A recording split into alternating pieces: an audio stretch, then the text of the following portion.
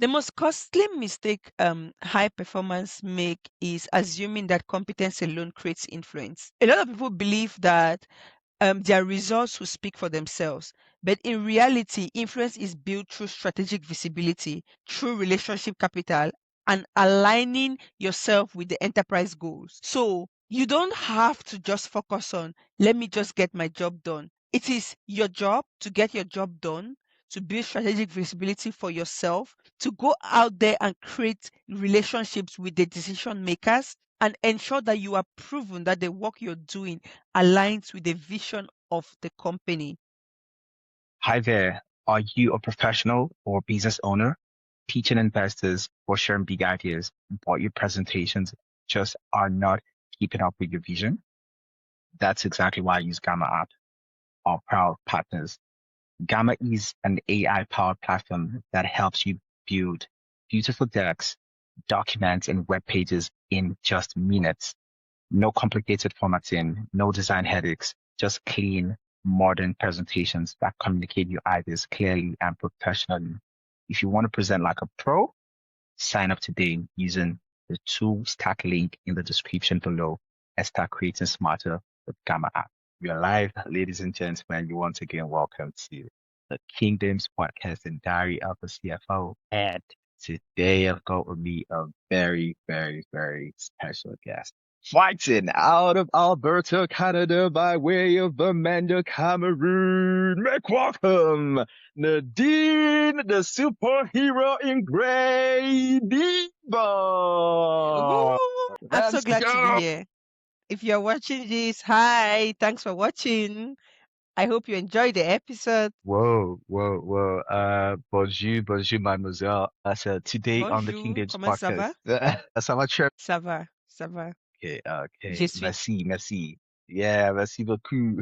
So today on the Kingdoms podcast, we're joined by a leader whose journey from the Republic of Cameroon to the highest levels of corporate North America is nothing short of remarkable. Nadine Niba is the Alberta market leader for risk advisory at BDO Canada and the best-selling author of Quarterback, which reached number one on Amazon within 24 hours of release. With over a decade of experience across EY, PwC, and KPMG, she has built a reputation for helping organizations achieve sustainable growth by balancing technology risk with human integrity. Beyond titles and accolades, Nadine represents a philosophy of leadership rooted in relationships. She believes the quality of our lives is determined by the quality of our connections. Today, she joins us to share the strategy, discipline, and mindset required to architect a legacy at the highest level. Nadine, it is an absolute honor to welcome you to the Kingdoms podcast. Whoa! How are you once again? I'm good. How are you? I'm good. I'm good. I'm happy. I'm happy to have you on here. And I mean The it. bias is I'm very asking you, clear. how are you? Yeah. How are you? Would I say I'm exhausted from reserving a lot of oxygen for the introduction of the superhero? No, you're not exhausted. You're fine. You're happy to be here. I'm fired up. I am fired up. It's really amazing having somebody that, would I say, shares similar backgrounds, similar experiences. It just gives you a positive bias towards that person. You know, the PwC, the KPMG, influence. Come on. You have to talk to this person. You have to enjoy such a conversation. Well, before we get up to that, let's face the origin and, of course, a resilient story of yours. Your long-term vision is to lead a Fortune 100 company, not Fortune 500, Fortune 100. That is a No, tall one. very specific. Yeah. I'm going to be that kind Ah, of CEO. amazing. How did your early years in Cameroon and your first professional experience at Smart Track Africa shape the resilience required for that scale of ambition? You did a good homework on me before this podcast. So Thank you. my early Thank years in you. Cameroon, yeah, you did. A lot of people who remember I worked at Smart Track, but I did. So talking about my early years in Cameroon shaped my understanding of responsibility and opportunity because I was growing up in an environment where progress required discipline, community, and faith. And Principles like that build resilience and fuel ambition. So, like my first professional experience at Smart Track Africa, it exposed me to an emerging market. Cameroon is an emerging market, it's not a Mm-hmm. developed market. And in an emerging market, structure is limited, expectations are very high.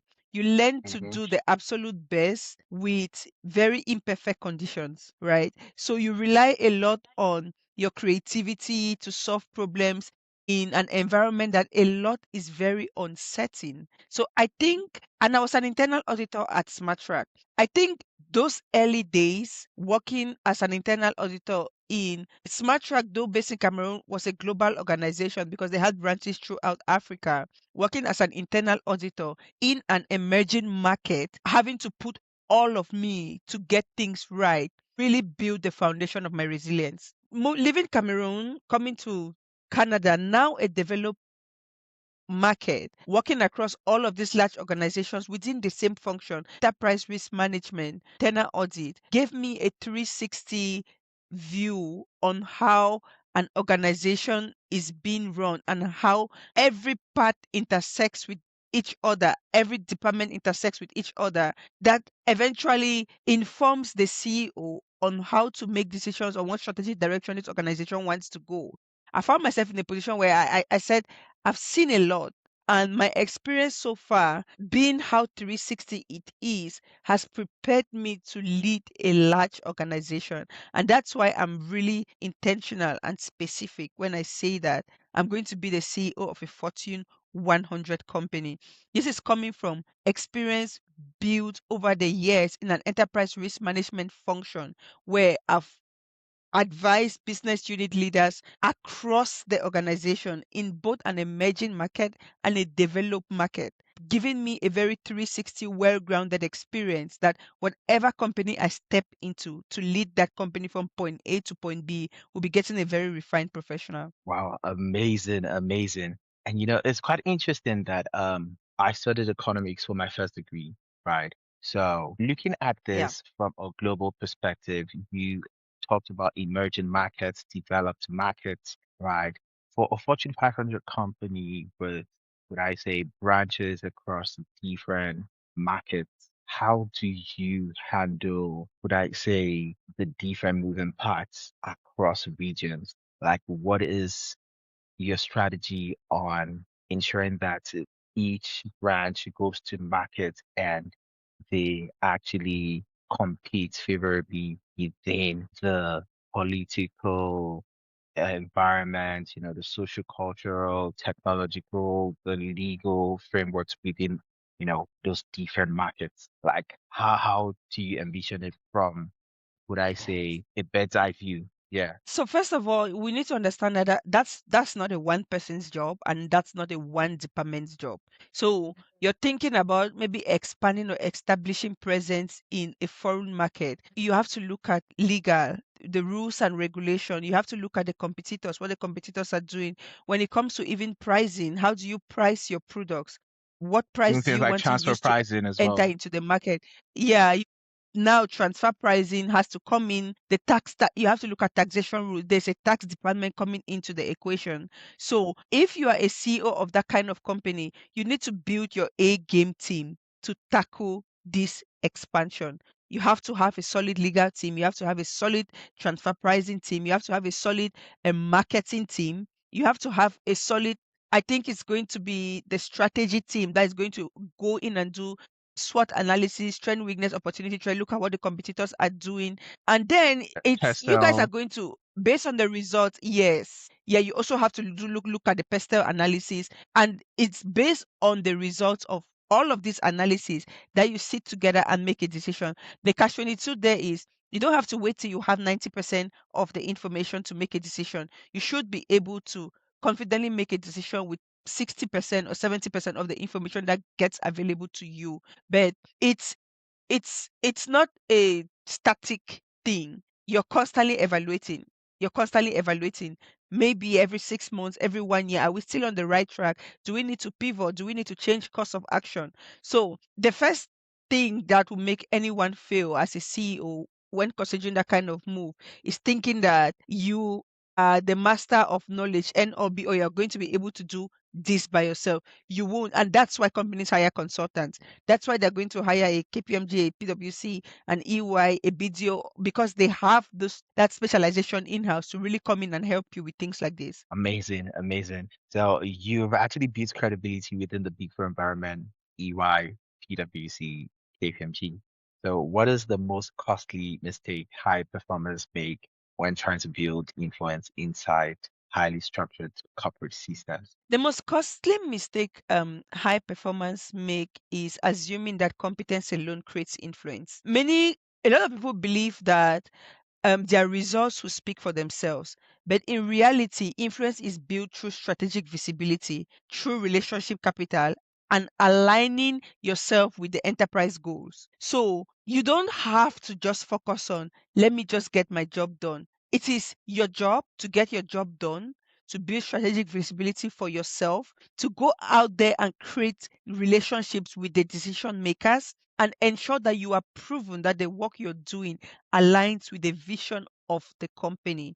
I think high performers that remain technically strong but relationally invisible often plateau in their career because influence is not only about performance. You're supposed to have trust, clarity of voice, and you have to clearly demonstrate how the work you do impacts the organization's bottom line, that's the profit, and the organization's vision, where the organization is going. Those who constantly demonstrate that they have what it takes to align with an organization to get it from point A to point B are the ones who are going to stay within an organization, progress within an organization, and build influence. But the people who just come in, get the work done in silence and get out, no one is gonna know. So it's very important to hit all these pillars if you're trying to build influence. Amazing, amazing.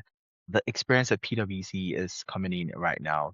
I used to tell my colleagues at PwC, you guys have been given the cheat code to succeed as a professional. The PwC professional framework, leadership, technical competence, business acumen, global acumen, that is the ability to work with cross-functional teams and building relationships. Yeah. What else do you need? I'd like for you to speak to how much you appreciate that model and how you've actually internalized it, utilized it for your own career growth as well. That's exactly what I explain. And I like the way PwC articulates it. It's not just the technical competence, it's the relationship capital. It's being able to work across service lines, understanding of global a global perspective. You cannot go to a client meeting and something really serious has just happened in the political landscape or in the economy landscape of the world that people are panicking about it. And then you just go into the meeting and you just, good morning, let's jump into the walkthrough. Can we at least talk about what's happening in the world right now? It's very important. We are not robots, right? I've hardly had a meeting where I went into the meeting and we just went right into the meat of the matter. You have Mhm. to, even if it goes beyond, oh, how are you, how was your day, how was your weekend? What if in the weekend there was a war in Iraq and the person you're speaking with on that call had family in that country and you know nothing about it? This is just the most basic way that a global perspective comes into the picture. You don't know, you might think, that doesn't concern me. I don't even need to talk about it. But at the end of the day, when it comes to a job, you are relating with people and people first all day, every day. If you don't care about the person that you're working with and you just want to get an outcome out of the person, it's not going to go anywhere. It's very much it's a people centric business. You have to care about the people and you cannot care about the people if all you care about is the technicality of the job you're doing. You have to be a well-rounded, balanced professional to succeed in the professional services space. And I'll say in any career, basically. So some people you have different types of leaders. Some leaders are people oriented, some others are task oriented. So I think Yeah. that is the division right there. But then the people centric leaders tend to be more successful than the task centric leaders. Speaking of the people first leadership, that I is your think that philosophy. Or you think what? yeah, that's my philosophy. My philosophy is people first leadership. I wouldn't say that being a people first leader is what you should 100% be, or be a task-centric leader is what you should 100% be. I think great leaders are able to find a balance. Yes, I'm a people-first leader, but I do realize the times when I have to put my foot on the ground and say, okay, I've given you enough pass. It's impacting the organization's bottom line. If you don't deliver this by this day, I think it's no longer profitable for the company to keep keeping you on the paycheck. I'm capable of doing that, even though I'm a people first leader. So it's very important to know when you have to pull a trigger or when to not pull a trigger. I consider myself a people first leader because I tend to really invest more in people. I think the onus is on the leader to invest on in their team. I feel like a lot of times some people make the mistake of thinking leadership is a fancy title and people should serve you. I think the responsibility of leadership is enormous. It is your responsibility to understand, at least to an extent, everybody that is a direct report to you, their different frame of reference, how their life view was, because we live in a world right now where in every office, in every team, there is at least, let's say you have 10 people reporting to you, and if you wanted to do a survey, these 10 people will probably have come from 7 different countries. There'll be somebody from India, there'll be somebody from Nigeria, there'll probably be somebody from Cameroon, there'll be somebody from South Africa, there'll be somebody from Brazil, there'll be somebody from Ghana, there'll be somebody from Asia. It's and these all of these people have a different way of seeing things. They grew up doing things in a certain kind of way. Your job as a leader is first to understand your people, not to make your people see things from the way you saw things growing up. So I tend to do the job of understanding my people, understanding their frame of reference, understanding how growing up was for them. Because guess what? Different cultures, different ways of life, different ways of doing things, and it translates into the workplace. You'll find that in some cultures, you don't speak unless you're spoken to, especially if you're the junior person. And then people who come from that kind of culture will translate that in the workplace in being most often silent. Even when they're in a team meeting, their contribution will not be heard because they will be silent. Two kinds of leaders. One person can say, Damilola never speaks during meetings. I think she's reserved. I think she's not a team player. I think she doesn't fit into the team. So I think we are going to sever this relationship. Another leader is going to say, Damilola hardly speaks. I would like to understand her thought process and what's going on with her. And then this leader takes the next step of understanding Damilola, speaks with Damilola. Tell me about growing up. How was it like working in Nigeria? And then Damilola is going to say, where I come from, I don't speak to the leader first. The leader has to speak to me before I respond. I don't speak unless I'm spoken to. And then the leader is going to realize in order to get a contribution out of Damilola, I have to call her out to say, Damilola, I'd like to know what you think. The next time they have a team huddle, the leader decides to change the way this meeting is being run. So instead of saying, hi everyone, we are at this phase of the project today, I'd like to know what everybody thinks. And when you say I'd like to know what everybody thinks, the very bold and confident people who grew up in environments where they were encouraged to always speak up, who speak up. And this other person will not speak up because that's not their culture. And then you come in this day after you've really understood what Damilola is, who Damilola is. You come in and say, okay, hi everyone. We are at this phase of the project, and today I'm going to be going person by person to understand what your contributions are. I'm gonna begin with Damilola. Damilola, what do you think? And then now Damilola starts speaking, and you realize that this person is stupidly intelligent and their contribution is just very sound. Two kind of leaders. Now this leader is able to bring this person out of the shelf. The other leader assumed this person was not good enough and kicked them out. So I tend to be the kind of person that do not make very quick decisions or judgments about the competency of my people. I first try to meet them where they're at, understand how they prefer to be communicated with, understand what power dynamics look like based on their culture, understand what communication looks like based on their culture. And I realize that I get more success with building a high performing team. That's why I consider myself a people first leader. However, it does not mean that if I find myself in a situation where somebody is constantly slacking behind and is beginning to impact the company's bottom line, I will not make the right decision. I will. So I think it's important that mostly that strike a balance between people and task and take the right decision when it's necessary. Of course, not too fast, not too judgmental, giving people the opportunity and chances that they really need that is reasonable,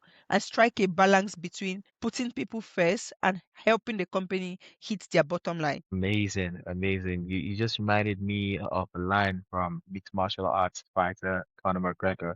He says, "Precision beats power and timing beats speed."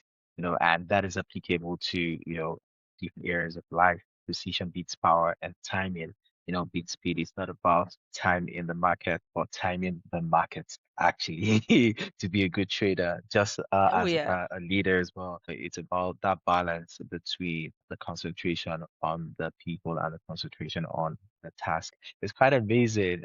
You give it this illustration, of course, the lady who was on the last episode of this podcast talked about moving from Nigeria to Ireland. And, she was that kind of person who did not like to speak up during meetings. And then she had a run-in with her manager. Oh, Her wow. manager accused her of doing something. And then the manager reached out to her after the meeting. I expected you to speak up. And then she was like, no, in my culture, we don't speak up to authority or elders. Wow. She said the meeting with the manager, right? And then the manager spoke to her saying, next time you have to speak up for yourself, right? And she learned to, would I say, act in a more favorable way for herself. Because really, a lot of us who come from Africa tend to have this culture of not speaking up. They say it's humble for you not to speak up, but you go abroad and then it's a culture shock that you can actually speak up for yourself. It's really, really amazing. Yeah, a lot of people come here and it impacts us negatively in the workforce. And I covered a lot of that in Yeah. quarterback. Yeah. So when I was writing quarterback, I had seen a lot of amazing things about not just the African culture, because I also think in other parts of eastern part of Europe, the culture is the same as the African culture. And I think Asia, Chinese culture, that those cultures are very huge on respect for the elder, faith, hard work. When they come to corporate North America, and it's not just corporate North America, because when I published Quarterback, I had people reaching out to me from UK, from Australia, telling me that they Yeah. experience Same the thing same from thing. the So UK. it's in most developed countries. We struggle a lot with getting rewarded in direct proportion to the work we do. And that's Hmm. basically because of our culture and our upbringing. You get to work, you bury your head, you do the job, you come back home, you pray, you go to church on Sunday. You know that God is going to reward you for your work. But corporate North America is not a church. Everybody is facing their own Hmm. self interest. And so there's supposed to be a mindset shift. But for somebody that you've been grown in a certain way for over 30 years, 25 years of your life, 18 years of your life, migrated to a new country, it's hard to begin to unlearn things that have been ingrained in you for over 10 years, 20 years, 30 years, to start learning a new way. Some people say, isn't that bragging? Hell no, it's not bragging. You got the job done. Exactly. Proudly talk about the fact that you got the job Uh, done. exactly. Even for me on a personal note, right? So, would I say I started this podcast 2 years ago? Yeah, 2 years and a few months, and now we're global top 2%. And sometime last year, I think I was speaking. I think when I first got into the global rankings, you get into the global top 10%, then you move to top 5%, Mhm. top three, top two, top 1.5, and top 1% in the world. So we are going for that top 1% this year. So it's interesting that I was talking about it and then talking about my experience with KPMG, PwC, the big four accounting firms, and talking about the fact that I have an MBA. And my mother watched that episode and she was like, you tap too much, blah, blah, blah, blah, blah, blah, blah. I'm like, nobody's gonna know if you don't blow your trumpet. And there was another episode with a guy who is highly ranked, in the world at what he does. And then he was like, I did my research and I see you have your MBA. I know you work with the big four firms. Then my mom was like, oh wow, I see why you do these things. Yeah. Because really, if you Yeah, don't, so that's your it mom means you're being just like an any other African podcaster. mom trying to Yeah. reinstill, yeah, trying to Hmm. reinstill those African values in you. But you're like, mommy, I'm Hmm. operating on a global stage now. It's not those.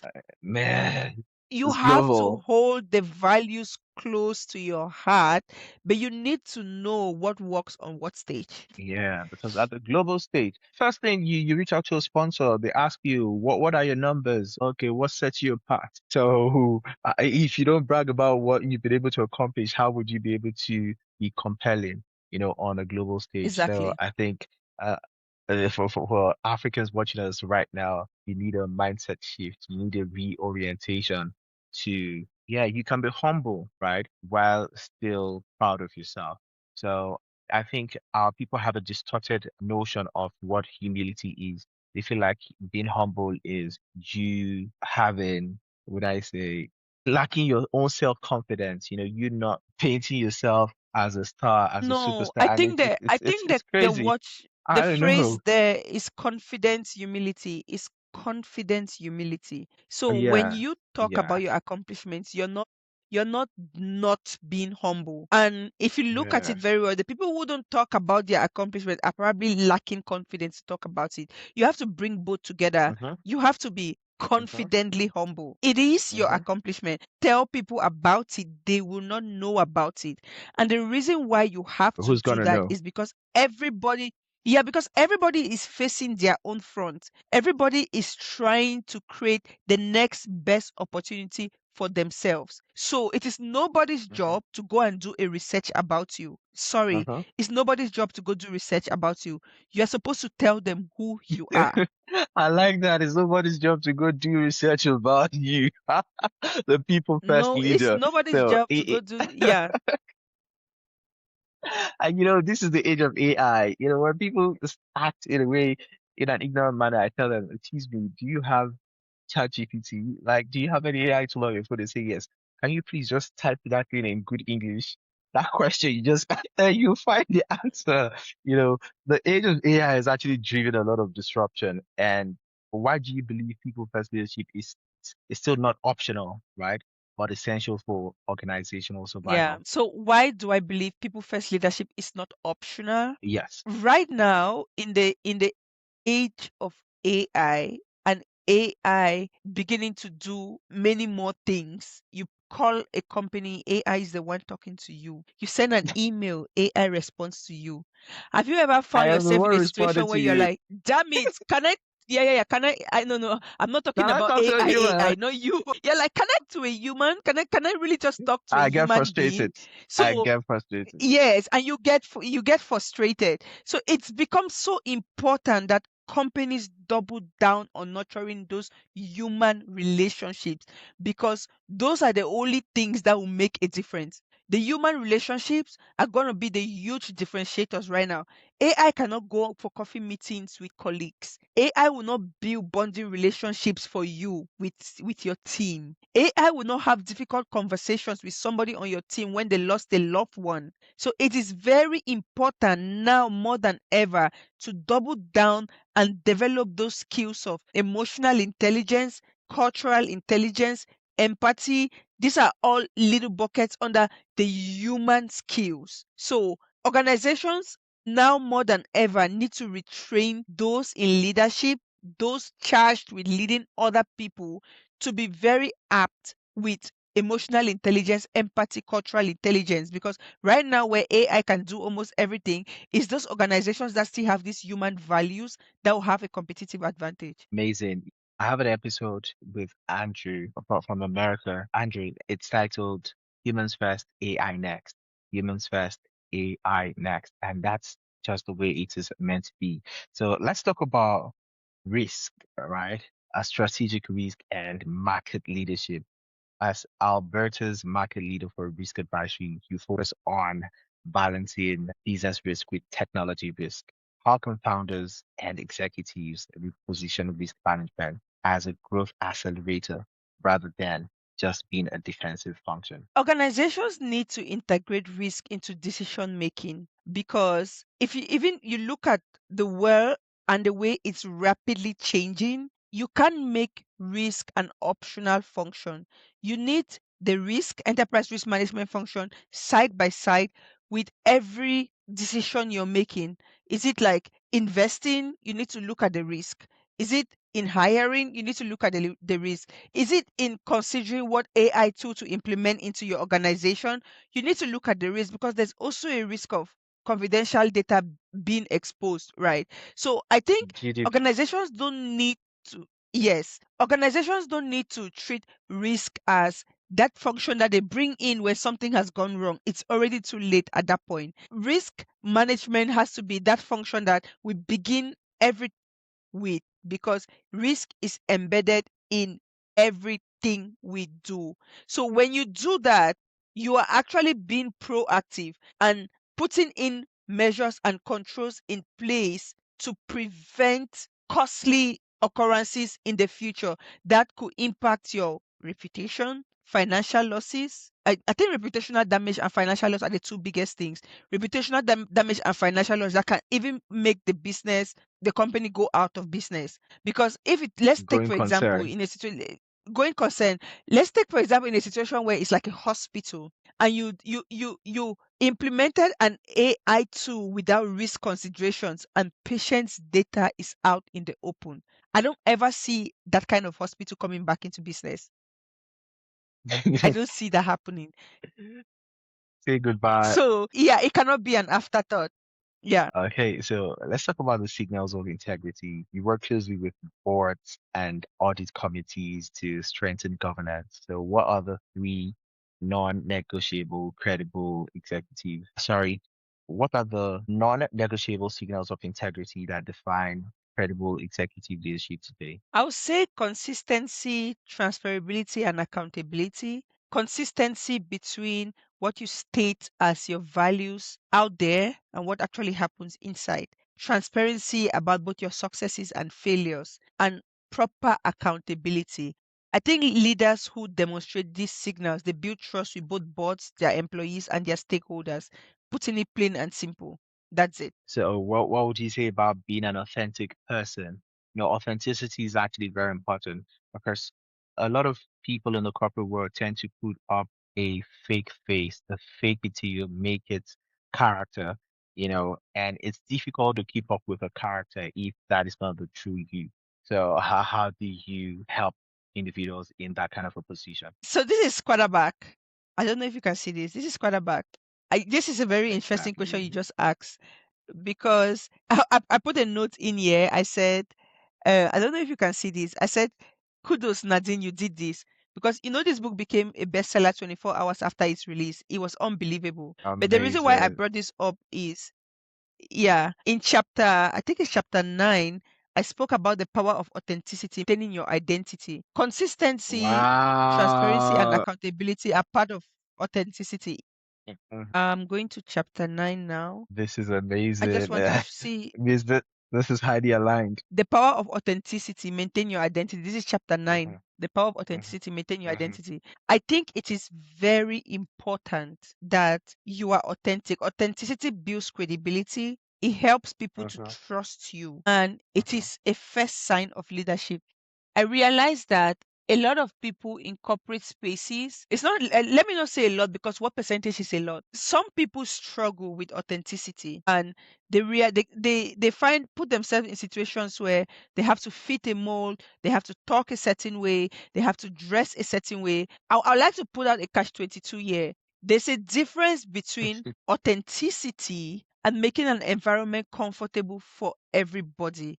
And let me use a very basic example to differentiate what I'm saying. You cannot be working in a team and the kind of food you eat is very spicy. And you cook food from the house, a lot of pepper, and then you come to work, you put it in the microwave, and the smell gets everybody in the office coughing. And then you keep doing it again and again. And in your mind, you're saying, well, that's my traditional food. I have to eat. If the smell of the pepper is choking you, get out. No, that's wrong. So you have to be authentic, but not without making an environment comfortable for everybody to coexist. You have to be authentic, but you have to be considerate. Another example is they can't say, okay, today the entire team is going out to play golf. And you say, well, where I come from, we didn't play golf growing up, so I'm not going to go. That is going to work against you. You have to be authentic, but you have to be wise. That's a team bonding activity. You don't know how to do it, show up anyway and clap for the others who are doing it. right? So it's very important to be authentic, but not at the cost of making an environment uncomfortable for everybody else to coexist. I Yes, think that is you spot on. can be authentic and yeah, and keep your authenticity. And it could be something like, well, if this pepper is just too much and everybody will be coughing in the office, maybe I should rather just eat this food for dinner and take something lighter for lunch in the office. Golf is not what I play. How about I go there because for the team bonding and interact with everybody else, and clap for those who are playing, and maybe take one or two lessons because it's not something I grew up playing. There should be your Mhm, negotiables and non-negotiables when it comes to authenticity. These are my values. I'm a Muslim, I'm a Christian. Nobody's going to force me to become an atheist. That is black or white. That is not going to impact anybody's coexistence in the workplace. Stay true to your faith. But there are some other things that will clearly impact. It's going to make some people's cheek turn red. Don't insist to do it to say, okay, this is me. Yeah, I'm being authentic. Let me bring an example for myself. Most African women are very loudly spoken, overly confident. That's me. When I walk into a room, I dominate the room. But I've had a lot of situations where the people who report to me come to me and say something. And sometimes when you speak to me, I feel scared. And I'm like, oh my God, why do you feel scared? Like, oh my God, your voice is sometimes loud, it's very commanding. Okay, mhm. oh no, I wasn't really trying to shout at you. So imagine if I said, well, that's the African woman thing. If you can't take the way my voice is, it's okay. Okay. I'm not going to have anybody on my team, like it or not. But I have had to learn to tone it down sometimes when depending on who I'm talking to, so that the same message, I'm not diluting the message, can go through and be understood. Remember, communication is two ways. You have to say what you're saying, but the other person has to understand what you're saying. Now, if you take that Mhm. authenticity bullshit and put it at the front, and you're like, well, I'm a strong black woman, I'm going to speak and scream to the top of my voice. If you don't get it, you don't get it. You failed the Angry basic black concept of woman. communication. Exactly. The message did not communicate. The reason why I brought in all of these examples is to say that you have to be authentic, you have to maintain your identity, but you have to read the room. Amazing. Know when to draw the line, but sometimes the line may not be white or black. It might be gray, like Nadine's LinkedIn Yeah. photo. Well, okay, so global leadership patterns, right? Through your involvement in the Commonwealth, Caribbean, Canada Leaders Dialogue, what patterns have you observed about leadership excellence across different economic environments? Realize that across different economic environments, leadership excellence is defined by adaptability, clarity of purpose, and respect for local realities. Leaders who succeed globally listen first. Sorry, they Two ears, listen one mouth for a first reason. before. Two ears, one mouth for a reason. Exactly, exactly. They listen first before they prescribe solutions. And then they align their strategy with context rather than imposing uniform approaches. So I can't leave Canada and go to Jamaica and I say, this is how we do it in Canada, this is how you should do it. No. You have to have respect for local realities. You should be able to adapt your leadership style based on the realities of the localization you're operating in at that time. And the only way you're going to succeed at that is if you listen first. I was watching this master class about this CIA agent. I think he worked under Obama, and Obama has sent him on a mission to North Korea to establish uh a strategic relationship with North Korea. And so he was talking about, even though I think the primary thing that they wanted to get out of North Korea, they did not get, he said that on that mission, that was the furthest they had ever gone in any negotiation, whatever, with North Korea. And to him, Wow. he categorized that as success. And the reason why he Mhm. categorized that, and to him, he categorized how far they went on that negotiation is success. And these were the things he did differently. When he went there and he arrived, he didn't just go, okay, I came for us to talk about this. Let's go talk about this. No. When he met with the minister he was going to meet with, he accompanied him to the local Korea festivals. He danced with the Wow. people. He went with him to his kids' school event, went to all the Wow. monumental places in North Korea. He digested the culture and the way of life. And he saw that the Wow. more he did that, the more they saw him as somebody who didn't just come to get what he needed out of a negotiation. but somebody Uh-huh. who cared about the North Korean way of life, about their values, about their principles. And because he demonstrated that, they were more receptive and more friendly to him. You see, this goes back Amazing. to what I spoke about cultural intelligence and a leader being the one that has the onus to meet people where they're at. People are you're more likely to get positive outcomes out of things when you demonstrate that you deeply care about the people you're working with beyond just getting Uh-huh. outcomes. Even if just getting outcomes is your real intention, if you don't demonstrate empathy, care, a respect for their culture, that negotiation is going nowhere. This is actually a very, very super amazing illustration. And then you just reminded me of something that I always tell my guests. I have only two goals on this podcast. That is to educate and to motivate. And if you help me achieve those goals, I'm very happy with you. So from me to you today, Nadine Niba, thank you very much. I'm very happy for, doing my own job for me. Wow. So let's talk about your book, The Quarterback Framework. Like, so the quarterback metaphor, like that book actually held the number one position for 9 days. Why did you choose the quarterback metaphor to represent the immigrant experience in corporate North America? Quarterback represents leadership under pressure. Think about the qualities of an elite quarterback: pocket presence, composure. It does not matter if the opponent is winning. You keep playing undefeated with an undefeated spirit until the final whistle is blown. Pocket presence. It does not matter if somebody is shouting at you, you stay calm. Confidence. If your opponent is winning, you can't keep your spirit down. You keep playing like it's a fair field because you know that even if it's 10 minutes to the end of the game, you can still emerge the winner. So when you look at the qualities of an elite quarterback, those are the same qualities I want the immigrant to possess in corporate North America. It does not matter how many times you get fired. You don't come back and say, my goodness, I've been fired 2 times. I'm never going back to work. So you keep fighting. You dust your resume, you go back out there, you keep applying.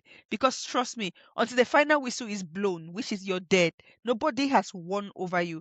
You need to even remember that. And with the quarterback mindset, you would know this. Nobody can sit in a boardroom and make a decision about your destiny. The worst they can do is say that you're not a good fit for this company. But guess what? If you have an undefeated spirit, 2 weeks later you could be in a better company. A local champion could be kicking you out and telling you you're not a good fit for our company, and 2 weeks later you are in Google if you didn't let your spirit go down. So when I was writing Um, quarterback, my goal was to infuse the qualities of an elite quarterback into the mindset of the reader. I want you to know that you are the champion. A quarterback Amazing. is always playing in unfamiliar terrains. It's not the field that they're playing in, is not always a field that they know. Naturally, for immigrants, you are already playing in an unfamiliar terrain. You left your home country, you are in a new country, it's an unfamiliar terrain.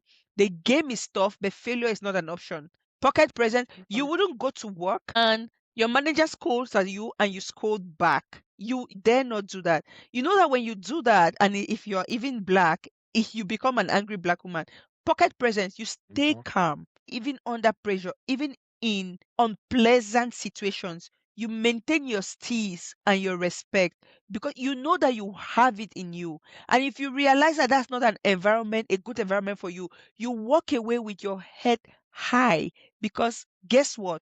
I'm qualified, I'm triple qualified. I've surmounted a lot of mountains, living a whole new country, starting life in a whole new other country. It is not this little thing you're putting in front of me that's going to make me act out of character. I'm not going to act out of character. I won't tarnish my reputation because of you. I have a brighter future ahead of me. There are other fields for me to play in, bigger games more than this. So I'm going to walk out of that situation with my head high, my confidence and everything intact, and I'm going to be playing in a bigger field 2 weeks later. So it was very intentional titling the book Quarterback and the strategies that I wrote inside because you are the quarterback of your career. You are the mastermind. Nobody has the authority to decide how that career goes except you. The worst anybody can do is tell you, I want you out of my company.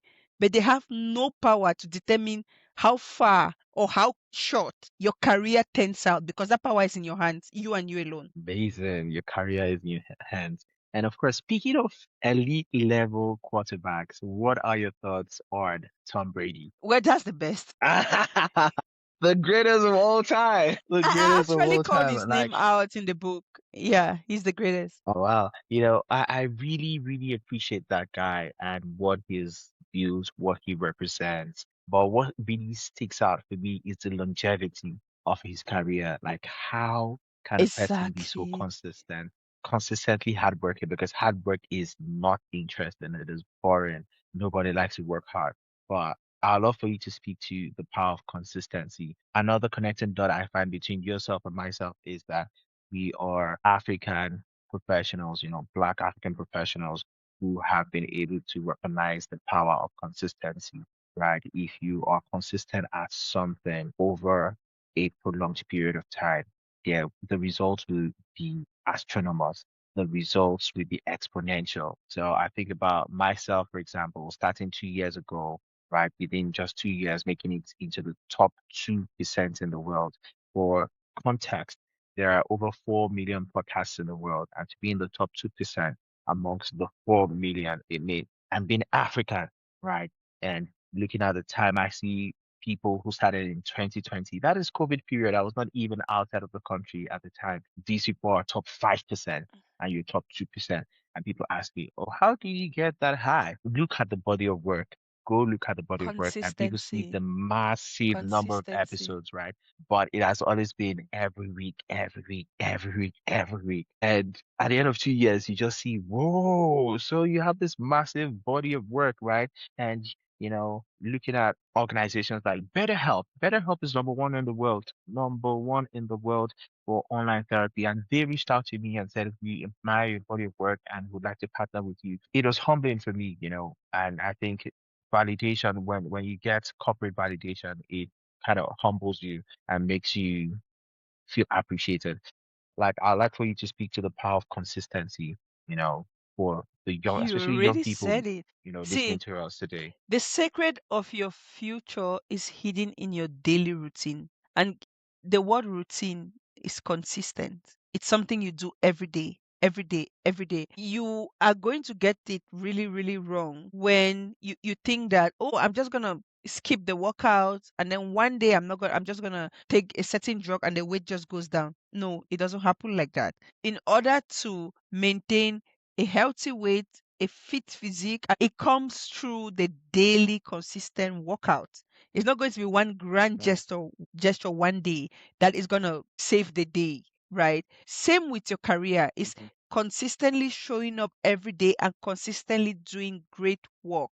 It's not one mhm, grand gesture one day that's going to make you an excellent internal auditor, or it's going to make you Albert mhm, Einstein. It doesn't work like that. So every time when I speak with youths, professionals, I tell them that the secret of your future is hidden in your daily routine. And that routine, everything about mhm. that routine is consistency. It's boring. Yes, it is boring, but you have to wake up and do it every day. Amazing. Speaking of boring, I remember having to write the professional exams, you know. Damn, back in those days, studied every day, and then, you get the results. It's really, really amazing. And it's quite amazing how many kilometers, how many mountains, how many seas and oceans we've had to cross to get to where we are today. Come on, you did it. You Yeah. did it all, Nadine. A round of applause for Nadine Niba. And it's something. I like for you to speak quickly about the faith aspect because I remember sometime last year I was speaking with somebody and then I told them that it's not possible for me to fail. Like it is not possible. Like with God, all things are possible. And do you know the probability, right? A lot of times people don't appreciate the journey of an immigrant, especially the journey of a black immigrant, right? If you're born in Africa, it feels like you are not starting life at the point of origin. You're starting at maybe -5, and you need to beat Oh, the odds to no, get to the it's minus origin. 100. It's minus Ah! 100. This should be a highlight reel. -100, and then you from Cameroon or from Nigeria. Think about how, like, Do you know how many accidents God has saved me from? Do you know how easy it is to lose yourself, to lose your life, in Nigeria or Cameroon? And then I left there, Yeah. now moved, countries and, promotion after promotion, venture after venture. Come on, you have come way too far just to come this far. Do you ever think that way? And of course, like, what's the role of in your drive and motivation? I like when you said that you can never fail, it's impossible to fail. And the reason why that statement is true is because all things work together for good to them that love the Lord Well, and to those who are called according to his according to his purpose. purpose. And so if you believe that Romans 8:28, you realize that there are two principles hold true. The only thing that counts as failure in this life is the chances you didn't take and the chances you took, but you gave in your mediocre self. You didn't do your best. You took it for granted. But as long as you took the chance and you gave it your best shot, what comes out of it is the result. Now, that result could be what you want or what you know you'd want. But depending on your faith level and your walk with God, you are able to see the message in either result you get. Definitely, you will be expecting a certain outcome in mind, right?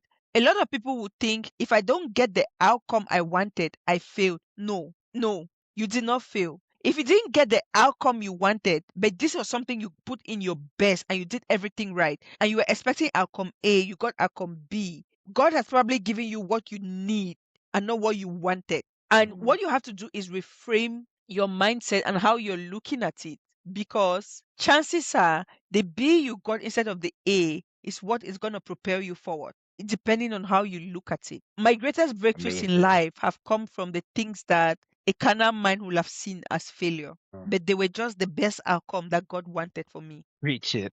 Preach it. It's amazing. Do you know what is my favorite Bible verse? No, Philippians chapter 4, verse 13. I can do all things through Christ who strengthens me. exactly. All Amazing. things, not some things, All not a things. lot I of can do all things. things through All Christ who strengthens things. me. Yes. Yeah. Yeah. I love that scripture. Keep me going. You know, uh, let's talk about mentorship and financial literacy. So, mentorship is central to your work with Junior Achievement Southern Alberta. How does teaching financial literacy to young people sharpen your strategic decision making as a corporate leader? You know that anything that you teach, the knowledge you have of it multiplies. I'm a CPA, so Absolutely. definitely Mhm. yeah, I understand finances and taxes and investment because it's things that I learned. However, it is in the teaching of it that my knowledge of it has been refined, and I genuinely enjoy doing it because teaching young people how to grow money and save money and preserve money and the tax system and how to take advantage of the tax system, the tax haven, because this is a company that is heavily taxed. Sometimes some of us pay up to 40% in taxes. You need to Uh-huh. understand the things that the government has put in place to give you a tax breather, the tax-free savings account, the registered retirement account. If you don't take advantage of all of these breaks that the government has put in place, all you're going to do in this country is work and pay taxes. And so I'm really passionate about helping people gain financial freedom when I do these things. And it helps me in return. That's the gift to gain part of it. I'm giving, but I'm gaining. Amazing, amazing. I love the way you framed it that, if you know something, it sort of like gets multiplied if you teach. And that's another connecting dot that yourself and myself have. I used to be a teacher, right? Uh, I you're a CPA, I'm an ACA, so I taught corporate reporting, financial reporting, financial accounting for the professional students writing their professional exams. And it's amazing the exponential way in which I was able to understand the concepts because it's one thing to study and pass exams on your own, it's another thing for you to study for the purpose of impacting that knowledge on another person. And even when you're in the classroom, the questions that different individuals ask you make you see things from different lenses, different perspectives, and it broadens your horizon. It's a really, really amazing thing to be a teacher, right? Oh, relationships and alignment, right? You often say the quality of our lives depends on the quality of our relationships. So, how do you intentionally evaluate and elevate your professional circle to ensure alignment with your Fortune 100 CEO goal? The quality of our lives depend on the quality of our relationships. It goes Mhm. down to people. People are more likely to give opportunities to people that they like and trust, not who is most competent. People are more likely to Mhm. work with people that they like and trust, not who check the box on every qualification that was mentioned on the job advert. So, the most important capital is your relationship capital. The most important currency you have is your relationship currency. And so, for me, I don't take that lightly. I do the work of investing into my relationships, the relationships I want to keep. It's a lot of work to maintain relationships. So you can't go having relationship with everybody because you chances are you'll not be able to maintain all. Yeah. Why is that so That's funny? honest. So, oh, you can't go around having a relationship with everybody. It sounds more like the romantic relationship. Yeah. That's not what I'm talking about. That's not what I'm talking about. Yeah. Like even the Let professional me interrupt you a relationships. bit. Let me interrupt you a bit. I remember in London, there was this girl from Hungary, and then she was telling me, I want a relationship. I want a relationship. Okay. So I think I'm having, when I say flashbacks, it was like at a social event, and with the accent, I want a relationship, want a relationship. Oh my God. Oh my God. And you're telling me you can't keep having relationship up and down. Maybe I should tell that person you No, can't no, have no, no, no. relationship. No, no, you can't. You can't. You Uh, can't just at the end of the day, it's gonna be very shallow, right? And yeah, you're identify spreading the yourself buckets. thin. There's going to be don't spread yourself thin. There's going to be close friends, there's going to be acquaintances, there's going to be professional networks. You have to define for yourself how frequently you want to keep contact with each of these buckets. Maybe professional network, you Mhm. want to say, hey, can we grab a coffee every once in 6 months? Because you know that in the professional space, these relationships are very important, right? The close knit, those are the ones where you can be calling on WhatsApp and you guys are just gisting every day.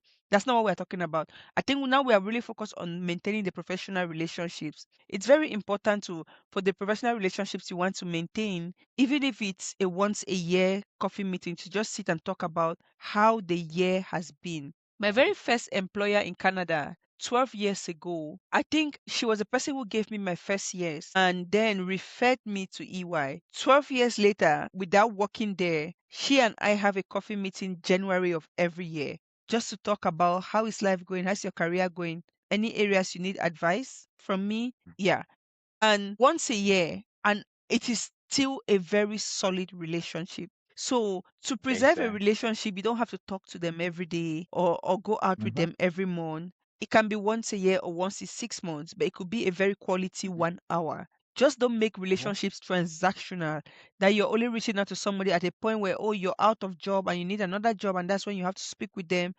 Nourish the Mhm. relationships throughout so that it's not a transactional something. I think relationships should not be transactional. Yeah, I totally agree with that. I totally agree with that. And of course, speaking of, quality relationships, myself and yourself were able to connect due to a quality relationship with our mutual friend. So big shout out to Damilola.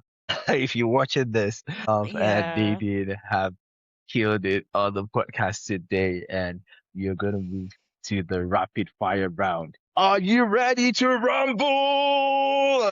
Let us go. Let us go. So I'm going to ask you 5 questions. Just tell me what comes to your mind real quick and wrap it up. So number one is the legacy metric. So when you step into a Fortune 100 CEO role, what is the first structural change you will make to define the workplace of the future? I'll embed leadership development into the core strategy with a focus on people Okay. first leadership and striking the balance. Amazing, amazing. Women's first AI tech. So number two question, the growth catalyst. So what is one overlooked technology risk that leaders are underestimating right now? Bless you. Ethical governance of AI, not of Mm, that. Yeah, yeah, I appreciate that. I appreciate that. It's something that we have spoken on the show multiple times. And really, for you articulating it that way, I think you deserve maybe in the next Grammys, you would have a Nadine Niba with a nomination for the next Grammys. So, the essential assets beyond your CPA and MBA, what single skill has generated the greatest return in your career? Strategic visibility. Amazing. Yeah, I love that. I love that. Because when I think about it, MBA, you have an MBA as well. I'm an ACA, you're a CPA. Yeah, I have a degree in economics as well. But when I think about it really, what has really given me the greatest returns has been relationship building. It's not just about Yeah. the credentials. Yeah, it's about the relationships that you build along the way. So let's talk about the immigrant edge. What cultural value from Cameroon do you protect fiercely in North American boardrooms? Community. Amazing, amazing. So I've the never, final I've word. never, we grew up in a very communal, the lifestyle back home is very communal, Yes, very, very, yes, yeah. highly, highly. And even in corporate spaces, I haven't dropped that part of me. And it's amazing what we Yeah. can do with technology these days. You can also strengthen the bond of a community by leveraging on technology tools to close Yeah. physical gaps. So the final word, if your life's work were distilled into one sentence for the next generation of leaders, what would One sentence for the next generation of leaders. Quality of the rest of your life depends on the quality of your relationship. amazing? You keep saying this, even at the expense of sounding like a broken record. But the fortunate and unfortunate thing is that it is 100% true. No lies told. True. Yes. No lies 100% told. true. No lies told. This it's good to always have, sayings that you live by or you can even die by, right? And you keep repeating it. It's amazing. I mentor like a group of podcasters, right? And it's crazy when you're a pace setter as a black person. I've been privileged to mentor guys in the top 5% and two guys in the top 10%. And one of them stole my line that I always tell people. And this is my authentic line. I always say gratitude is good What's attitude. that? Please And tell when a me. Gratitude gratitude is is good good attitude. attitude. Oh, Yeah, and wow. when a person Okay. shares the time with you, they share their life with you because the SI unit for measuring life is time. So thank you very much, Nadine Yeah. Niba, for sharing your life and your time with me today on the Kingdoms podcast and Diary of a CFO. And for me, it is goodbye to the guys, right? But guys, what's up? What's up? Watch our ads, we monetize on YouTube and Spotify and always go for something in your lives, right? Conceive, believe, strive to thrive and achieve. Nadine Niba, do you want to leave a shout out to anybody or do you have any last words before you say goodbye? My last words to you is the secret of your future is hidden in your daily routine. So stay consistent. The little wins Amazing. accumulate I to love big that. I love wins. that. I love that. I love that. I love that. Consistency is a weapon. And I like to say I weaponize Yeah. consistency. So you've heard it from me, you've heard it from Nadine. So guys, go out there and put in the work. So it's goodbye from me. And of course, it's goodbye from Nadine Bieber. Bye. Bye.